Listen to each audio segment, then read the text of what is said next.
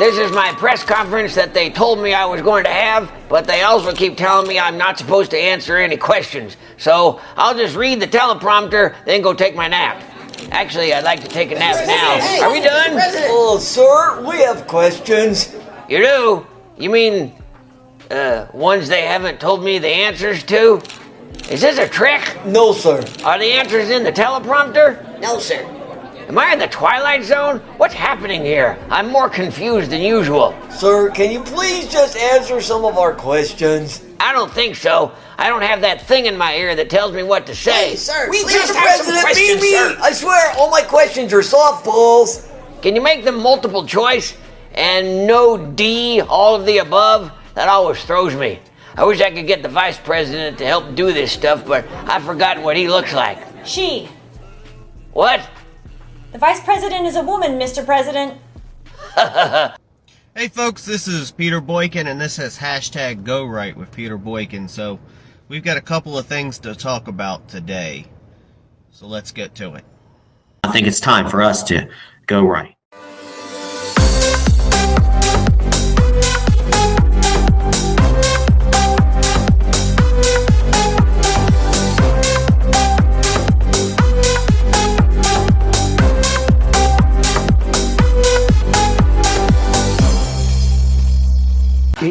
Come on. Well, he dropped out, and it's really, he truly did. That was a coup on an American president, and Obama doesn't like him, and he doesn't like Obama. Do you believe that reporting, that Cy Hirsch reporting that Obama basically through various channels, maybe even directly to Biden, said, look, Joe, you either leave or, you know, they're going to use the 25th Amendment. We'll do it the easy way or the hard way. Right. Some version of that story, do you find that plausible? That's what happened.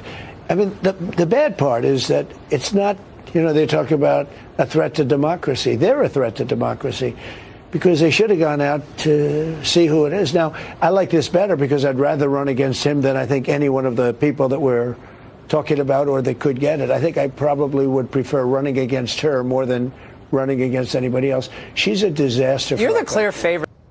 First up, Trump is gaining ground against Harris in recent polls. I've already told you there's a quote behind polls because polls are kind of like statistics. They're valid information, but manipulated in a way, one way or the other, and depending on what data is collected, who you're getting the data from, it can be manipulated, just like history. But it's good to hear polls, if it makes you feel better. In a recent poll released by Reuters and IPSOS, former President Donald Trump is gaining ground in potential matchup against Vice President Kamala Harris. The poll conducted over a period shows Trump at 42% and Harris at 43%, indicating a tightening race. Now, I still think that Donald Trump is beating Harris in the polls, in most polls you see. But people have to be motivated. People have to feel like you're the underdog to work harder. And one thing I found about fellow Republicans way back when I told them in 2018, what was it? Yeah, 2018, that don't get relaxed just because Donald Trump is doing great after 2016. And people got relaxed. We lost the House and the Senate. People returned back to the BS social conservative crap and didn't concentrate on building the wall and everything. And Trump did not have the support. Why did they do that? Because they felt like we were completely winning. And the problem is when you feel like you're winning the race, this is the tortoise and the hare, you don't fight as hard. And then the tortoise ends up winning the race. So we have to constantly think, hey, we're not winning. Even when you think you're winning, you should not think you're winning, because that's the only way to truly motivate yourself and to keep pushing it. Now, in a previous poll, Trump was also at 42%, while Harris had a slight lead at 44%. According to that poll, while the polling data suggests a shift in public opinion, it's important to remember the limitations of such surveys. Polls provide a snapshot of a moment in time and can fluctuate. As one commentator noted, Not everything the media says glitters is gold. Most of it is crap, right?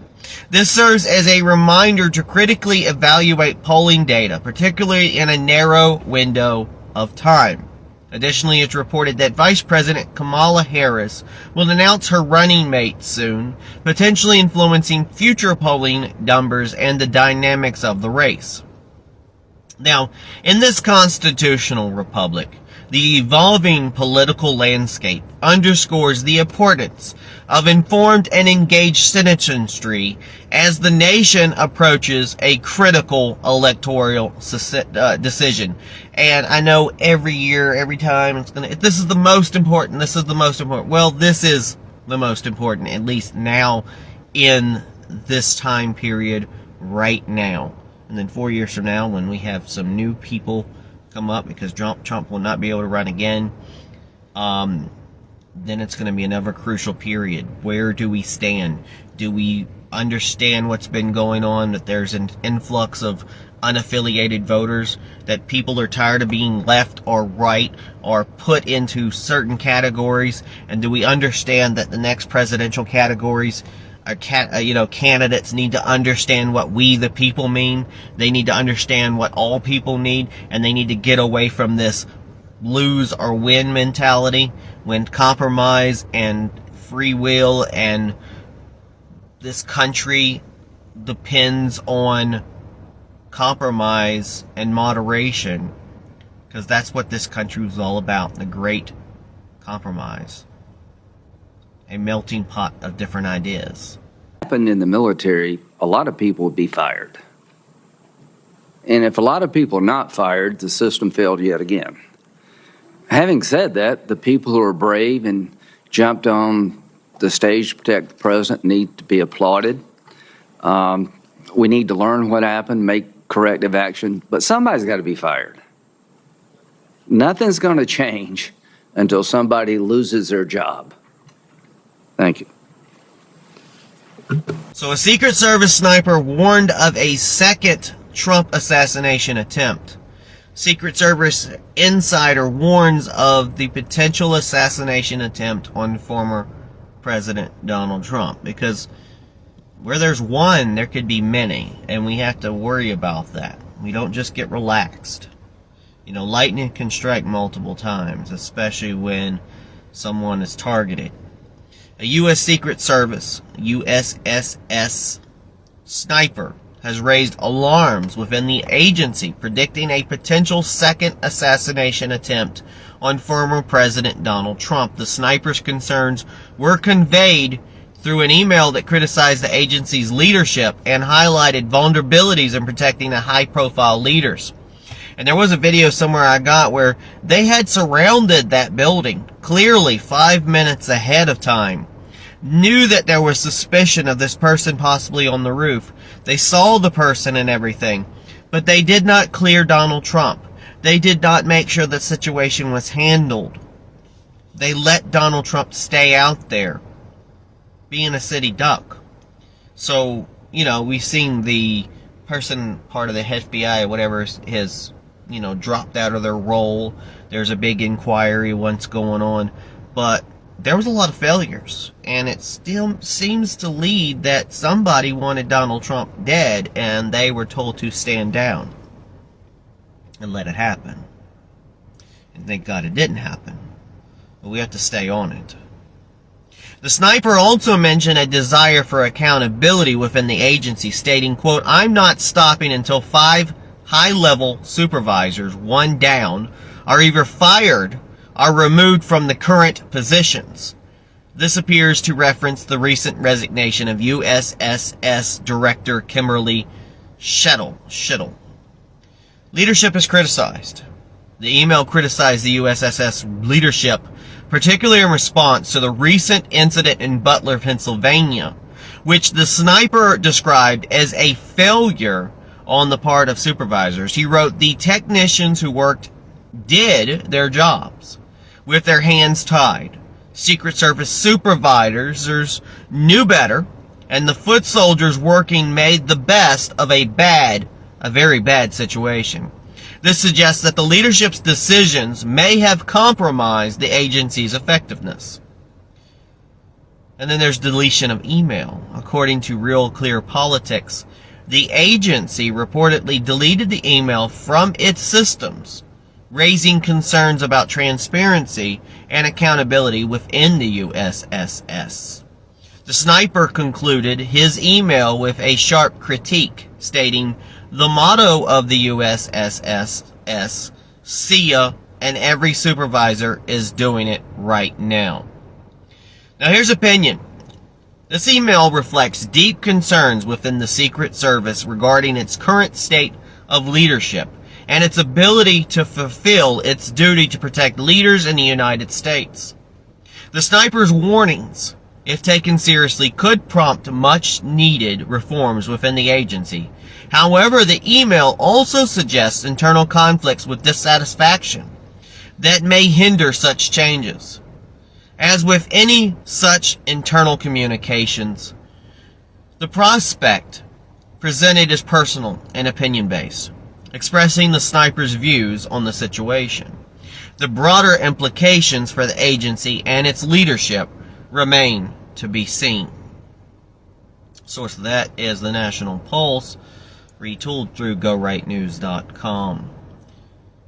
And let's move on to the next bit of information. Le está hablando es lámpara seria para que estén claros. Mira, esto va con los malditos colectivos, que no se coman la luz, está saliendo a meterse con el pueblo, porque lo vamos a reventar. Y si se vuelven locos, le vamos a reventar también a la familia, para que estén claros, ¿no? Los colectivos, todos los colectivos, se la tiran de loco. Se la tiran de loco, nosotros somos más locos. Que siempre andan picando la puerta al gobierno y quieren ser malandros esos malditos colectivos. Mira lo que tenemos, ¿ves?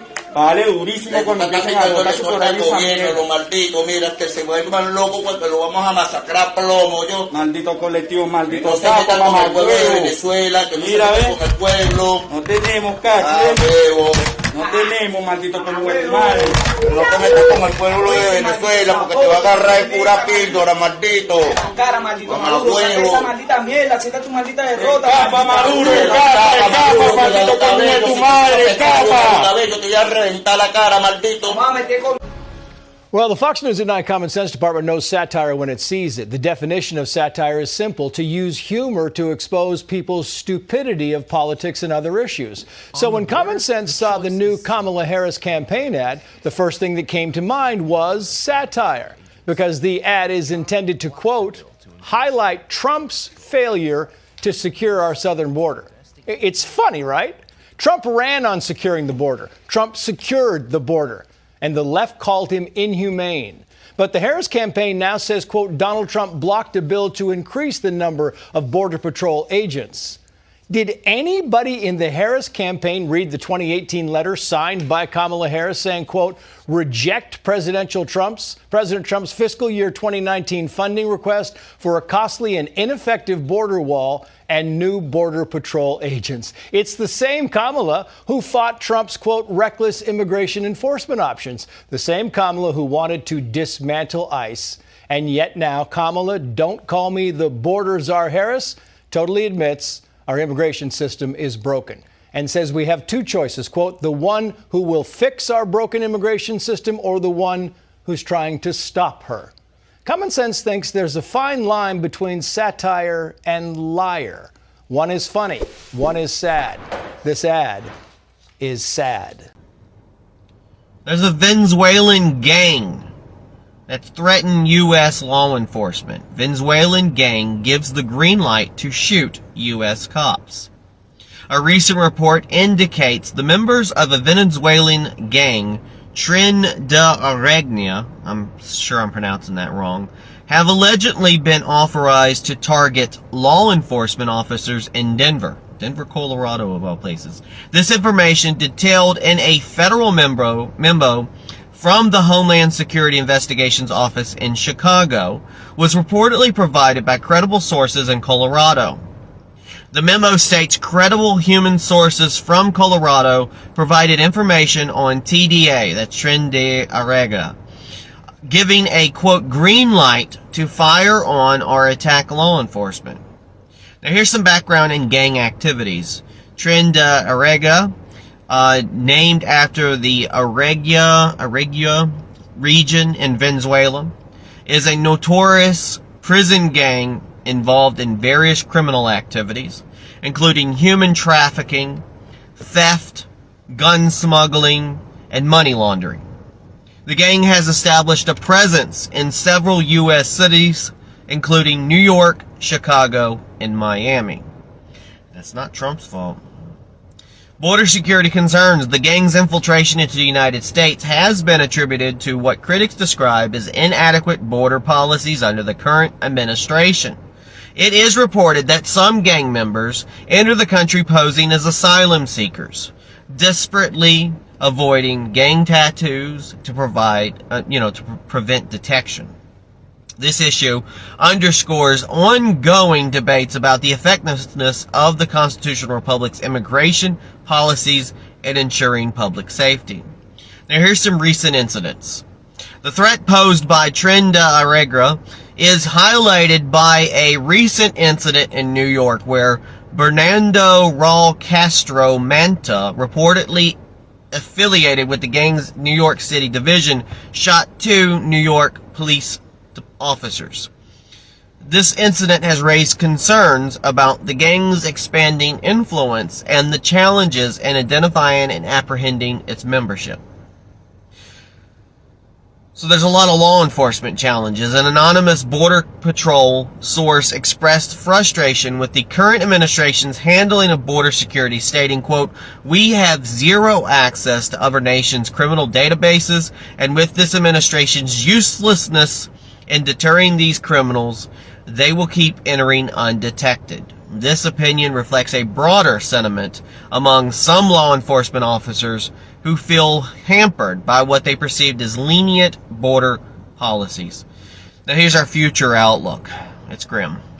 As the nation approaches another election cycle, questions arise about the future direction of border security and immigration policies. The situation with this gang highlights the complex challenges facing the constitutional republic in balancing humanitarian considerations with the need for public safety. Protecting our citizens here already. The situation emphasizes the need for a robust response to ensure the safety of both law enforcement officers and the public, reinforcing the importance of a strong and effective border policy under the principles of the Constitution. The source of this is the New York Post. Folks, it's only going to get worse as we have a wide open border and more unchecked people get in. Imagine the airport pre-9/11.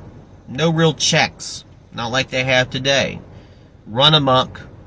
Anything could happen. Anybody can get through. If we don't have a proper border, if we don't have a proper wall, we don't have proper protection, like Donald Trump said, we don't have a country. We'll no longer have a country. We'll be overrun from people. And I know there's great people, and we've used this analogy before about the bag of Skittles. Great bag of Skittles, taste great, almost all of them taste good, but there's one that's poisoned. One poison in the bag. If you knew there was a bag of Skittles so tasty, wonderful, wonderful and tasty, but there was one Skittle in that bag that could kill you, I doubt you would want to eat that bag. You would more likely throw that bag away. Or, if you were desperate, you'd go one by one and test every Skittle to make sure the one poisonous Skittle was taken out. And then you could enjoy the rest of the Skittles. That's kind of what's going on in this country. We got bleeding heart liberals, etc., etc. We feel bad for people. We feel bad for refugees. We try to take people in. And you can give us that heart story, and you can show the children, and you can play the, in the eyes of an angel. And you can do all of that and make you feel bad. But all it takes is one. All it takes is one bad seed. Look what happened. An American citizen. There is some doubt about what was going on, how this person had extra accounts, and how this person was possibly paid by Iranians, who knows. But that one sniper could have took Donald Trump out. It only takes one person, ask Hitler, to change the world and change history. Moving on.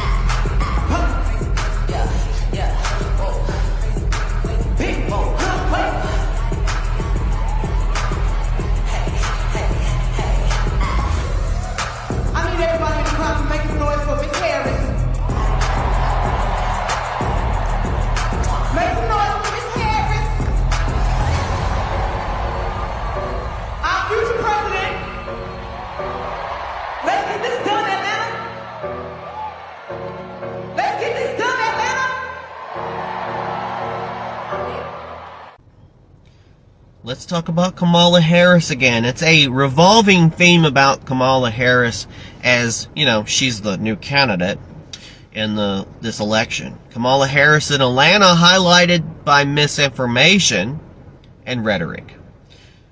The biggest lies from Kamala Harris's rally in Atlanta.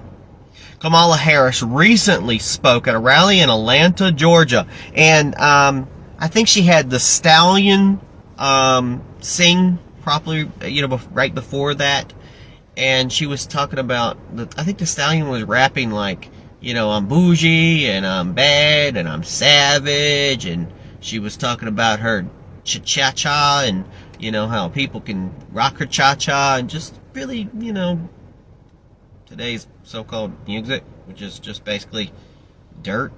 I know that generation after generation have said that's dirty. Oh, that's dirty. That's dirty. But go back. They might have been talking about sex in the old songs, but at least they were like, alluding to it, or still making it sound good.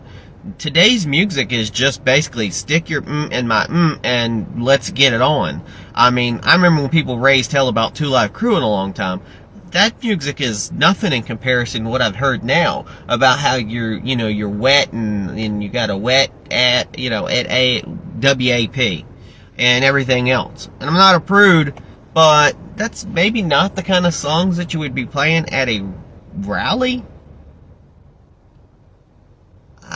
Maybe she needed to be a drag queen for more people to be uproar about it. So Kamala Harris recently spoke at a rally in Atlanta, Georgia, aiming to present herself as a moderate voice. However, her speech, attended by a large crowd, possibly drawn by rapper Megan Thee Stallion, preceding performance, contained several misleading statements about former President Donald Trump, as usual, because you just keep talking about the wrong information, misinformation. You know, the people who always talk about misinformation, oh, we're spreading misinformation, are the ones that like to spread the most misinformation out there. And people buy it. They live it. They don't even bother looking it up. This is the reason why I try to put out Go Right News. And I sometimes wait on a little bit of stories. I try to get more information out there. And then if I find something wrong, we retract.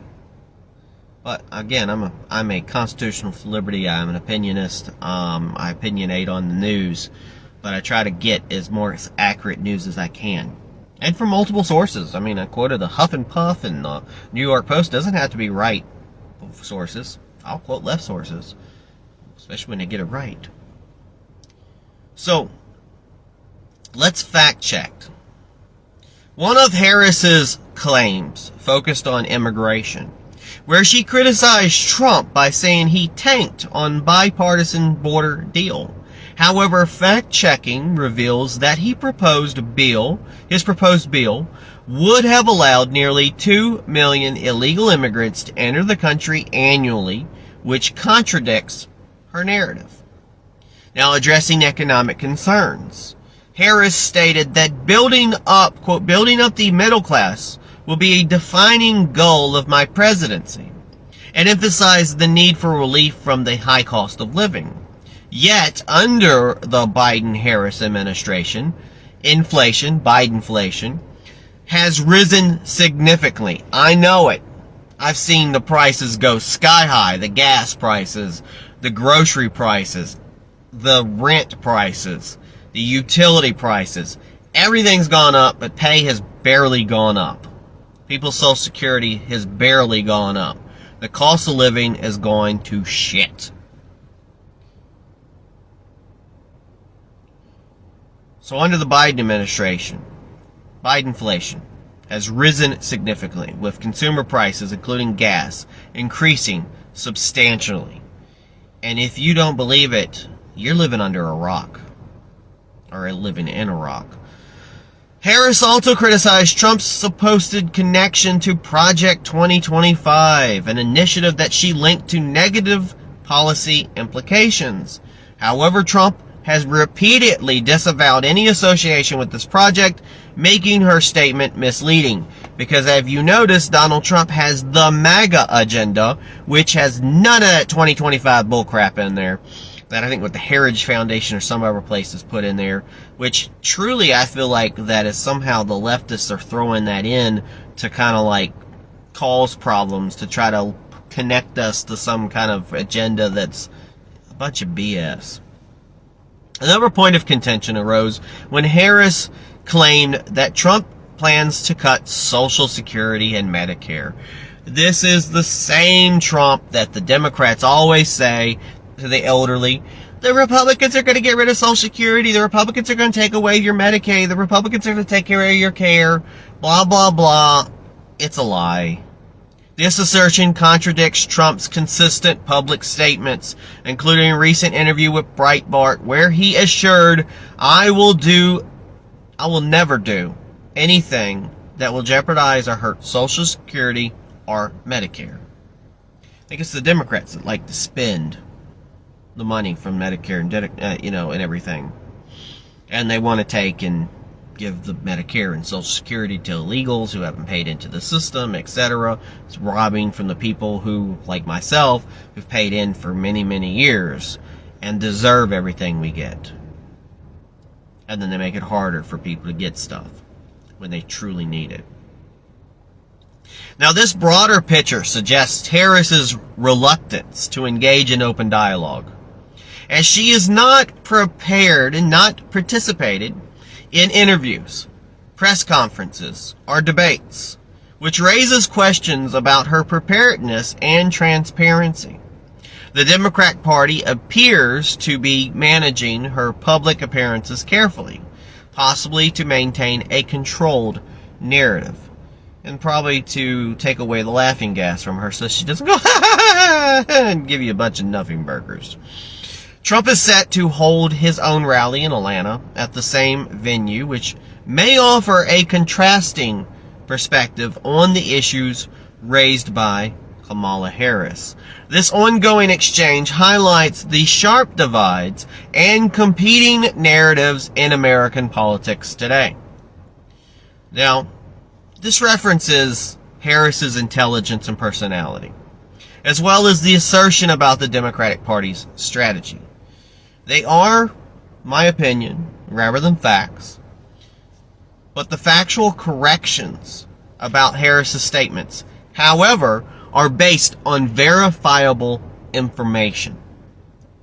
Verifiable information. If you want to watch Harris's full speech, it's on YouTube, probably other locations. Watch it. Just don't get brainwashed. We did it, Joe. You're going to be the next president of the United States. Folks, that is the news for today. Let's do a little recap. So, number one, Donald Trump is doing pretty good in polls. I'm not big of a poll person, but they do have you motivate.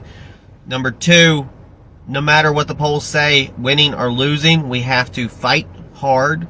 We have to get our voice out there. Even if social media is trying to limit our voices, we have to push to get the right and correct people in office. Not just because they're Republican, not just because they're Democrat, etc., etc. They need to be the right people. They need to be a constitutionalist. They need to believe in the Constitution. They need to believe in we the people. Alright, number three, gangs. Gangs are looking to harm American citizens and harm police. Why are they doing this? Because we have a wide open border. A wide open border that's letting these people come in unchecked. And it's not racist, and it's not foul to say that these people are causing problems. And yes, our country was a great melting pot at one time, but do the research. When Ellis Island was open, when people came in, they had to have a sponsor, or they had to have their own money, or they had to have a skill to bring to America. And if they didn't, guess what? They put their asses back on the boat they came in, and they said, go back where you came from. We don't need you. We don't need burdens. We need to start thinking about that again here in America. It's called America First. The next issue, fifth and last issue. Kamala Harris. Remember, she's of the Biden administration. She's not the sharpest tool in the shed. She can speak a little bit more. I've said, hey, I would rather have her than bumbling Joe Biden who just keeps falling on her ass. But I don't want her for president. I want Donald Trump. But I'm still also concerned about what happens when Donald Trump is gone. The jury's still out on J.D. Vance. Not my pick. I don't know who my pick would have been. I'm like a lot of American citizens. I do consider myself a Republican. I am not a rhino. I'm not a Republican in name only, because I believe in our republic. I believe in which it stands. I believe in liberty, life, liberty, and the pursuit of happiness. I believe in our Constitution, and I believe in our great country and the great compromise of this country. I believe our country was based on people of different and diverse backgrounds who learned how to work together for a common good, and they wrote our great country's documents that are standing for almost 250 years now, and hopefully into the future. And I believe that, like they say, divided we fall, together we stand. We need to get away from the extremism of side's got to win, that side's got to win, nobody else can win, nobody can compromise, and if you even try to compromise, you're a rhino, you're a horrible person, etc., etc. Slow down on the name calling a little bit and start listening to the American citizens and understand why so many citizens went unaffiliated, who are tired of it, who don't want this so-called civil war. We had a civil war. Should have learned from that. And no, we do not want another civil war. No, we don't. And I think it's time we get away from the social conservative aspect of things. That we quit dying on the heel. And yes, there's memes out there because they'll say J.D. Vance is weird. And then now it shows weird people on the left, and we're saying, with the quote, yeah, there's weird people out there. But so were our forefathers. Lots of weird people in history. I don't care how weird you are. Let me tell you this. I had a rally in Washington, D.C. a couple of years ago. Blue-haired woman sat next to me while we were in rally, and I'm like, oh boy, I got a blue hair here. She's probably a liberal. Next thing I know, she's taking the pictures with us. She was in our group, and she had that blue hair. So don't let that book, don't judge that book by that cover. There's plenty of transsexuals out there. There's plenty of drag queens out there. There's plenty of gays. There's plenty of blacks. There's plenty of Mexicans. There's plenty of all types of people out there who believe like you believe. But you might be quick to judge others. I don't usually answer chat because I'm not really live, but somebody asked if I do plan on running again. Yeah, I plan on running again. Don't know if I'll win. Lincoln ran many times, lost many times. I think the biggest factor that I have when I try to run is I don't have enough money. But I do work hard at what I do. It gets you a voice out there. I can do these podcasts all day. I can talk and I can ring the bell and say the British are coming, the British are coming, the bullshit is coming, the bullshit is coming, this is coming, and warn people all day long and tell people to go right. But I think that I need to be in the process somehow, and I need to somehow get into the governmental process to get things going, to try to be the voice of reason. And that's what I'm going to try to do in the future. And I've got a lot of people following me now all of a sudden. I got a lot of people friending me on Facebook. I don't know if some of them, a few of them are spam. But there's a lot of people following me now. I don't know if maybe it's these podcasts I'm doing. Again, God bless everybody. Peace, share, and love another like you want to love yourself. Oh, and like RuPaul would say, if you can't love yourself, how the hell are you going to love someone else? God bless. Peace.